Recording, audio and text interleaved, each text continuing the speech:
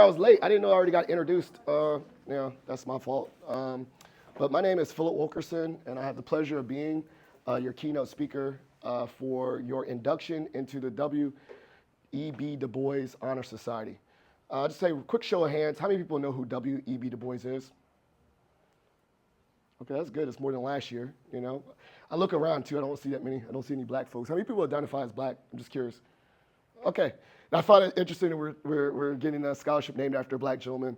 And the thing about that is there's still a connection there. So, like, before you give me the eyes of like, oh, this dude's going to be, talk about there's still a connection regardless of his identity and your identity, right? So we had a last show of hands of people that showed that they already knew who he was. For those that didn't know who he was, did they Google him afterwards? Okay? Can someone tell me something about him? For those that know who he is, just say it out loud. You knew who he was. No, you don't count. Aren't you already in it? I'm talking about the new inductees. Tell me something. One fact about him. No right or wrong. I mean, you'd be loud and wrong, but I could stare. Why am I asking you that? Think about it. Why am I asking you, tell me a fact about him? Well, think about this, right? There is a legacy to this gentleman that you are being inducted into, right? Think about this, right? How many people know the origins of Centerville High School, why it's named Centerville? Or if you go to a university like George Mason, why is it named after George Mason? There is a legacy there, right? You think about things, names have meanings. How many people know the meaning of their own last name? Do you know, what's your last name? Chen. You said, what is it? Chen. Do you know the origin of that name or what that means? All right, think about that. Or another name, another last name.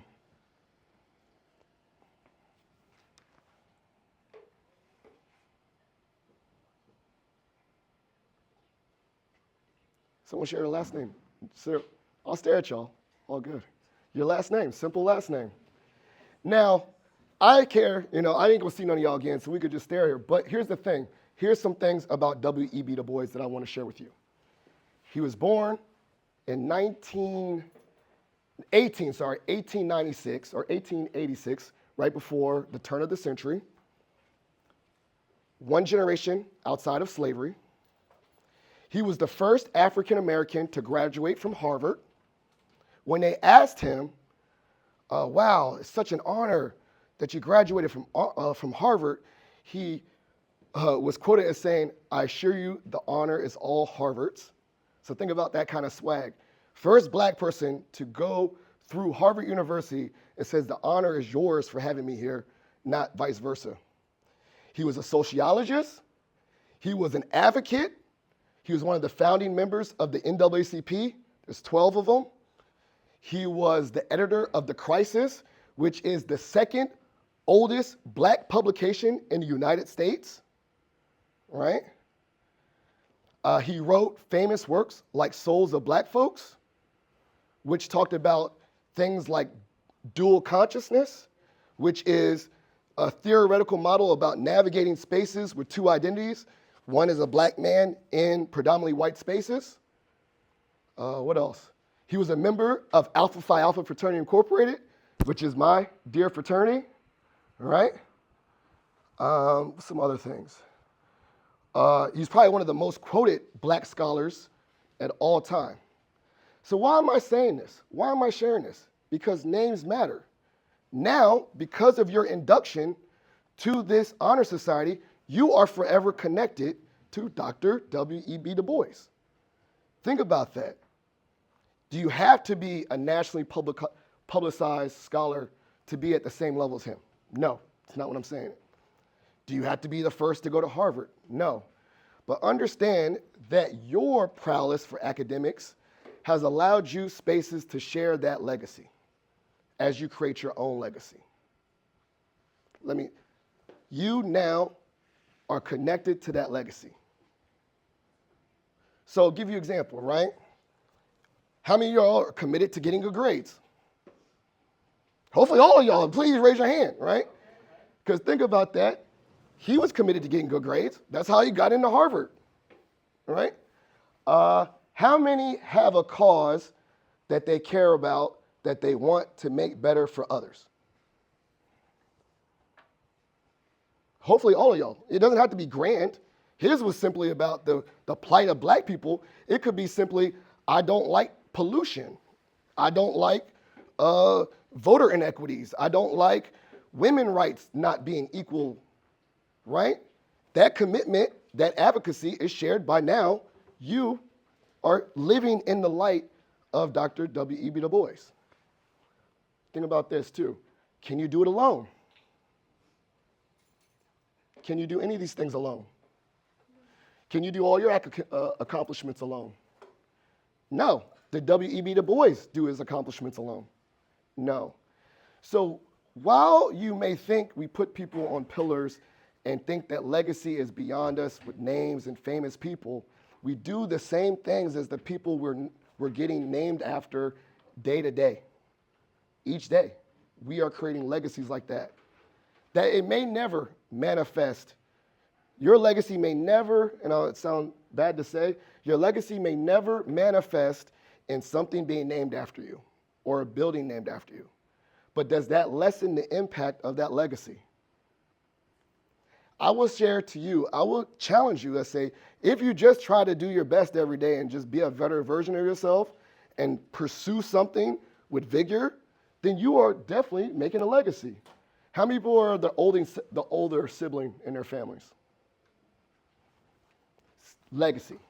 Just being the older sibling, you have a younger sibling that looks after you and wants to do the things like you. That's legacy building. I have a joke, not joke, but like, think about names matter. It's crazy how your name will ring in rooms that you're not in, right? Have any people heard that? Like, your ears are burning, that means your name is in rooms that you're not in. Like, I can't save it.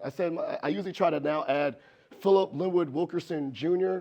because, the third, because I am a third. My dad's a junior. My father, Philip Linwood Wilkerson Jr., was the first black student to graduate VMI. That's crazy, right? Do I live like that? Do I have that same legacy? No, but his name opened doors for me. I've been in rooms where they say, oh, Wilkerson, aren't you Philip Wilkerson's boy? Just off of just living in existence, I'm now connected to my dad and his name. So I want to share the reason why I did this, and I asked you this exercise about, do you know anything about W.E.B. Du Bois?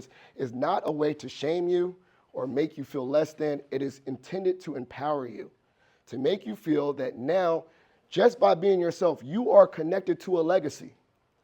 I want to challenge you all, too, to do one thing. This is probably not going to be your first scholarship.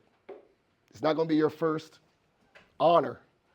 I'm going to challenge you, next time you get an honor or an award that's named after someone, take the simple exercise and look up who it's named after.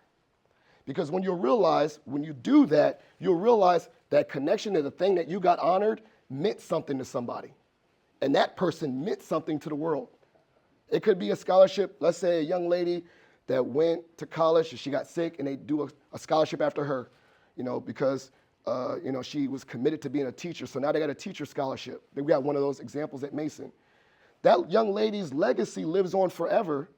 And now you are connected by doing the best you can and being a scholarship recipient. You're honoring that person just by being a recipient of that scholarship.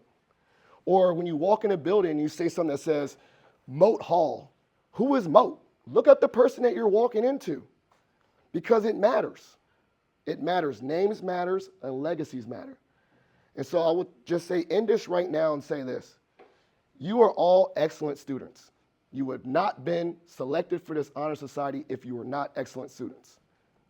And the simple thing that you can do to live up to Dr. E.B. Du Bois is to continue to be excellent students. That's it. Continue to be excellent students, and you are doing your job of living up to that legacy. And inversely, by being excellent students, you are creating your own legacy and path for others to follow, that you can inspire them, and you can make a change that's impactful regardless. And that's all I ask. And if any of you go to George Mason University, I'll be there. I can help you out. I work at the Career Center, help you get a job or internship. And I'm going to ask you, Did you actually look up W.E. Du Bois? And I hope you can give me one fact, because that shows you actually listened to me. If not, then I'm like, whatever, all good. But that's it. You're doing great things. Oh, full attention. I gotta put that in parentheses. That's crazy. Like, give me half attention. But promise me that. I'm down the street. I'll see you if you come to George. Anyone going to George Mason? Just curious. All right, I got one person. We'll stay in touch. Anyone going to James Madison? JMU? No Duke Dogs? Everyone try to get the hell out of Virginia? Okay, most of y'all? I don't know. All right, but if you do need any help, Ms. Davis will have my contact information to help on jobs, resumes, cover letters. That's my job at George Mason, to support you. And as I said, continue to be excellent. Continue to live up to the name of a great person by just being yourself. Thank you.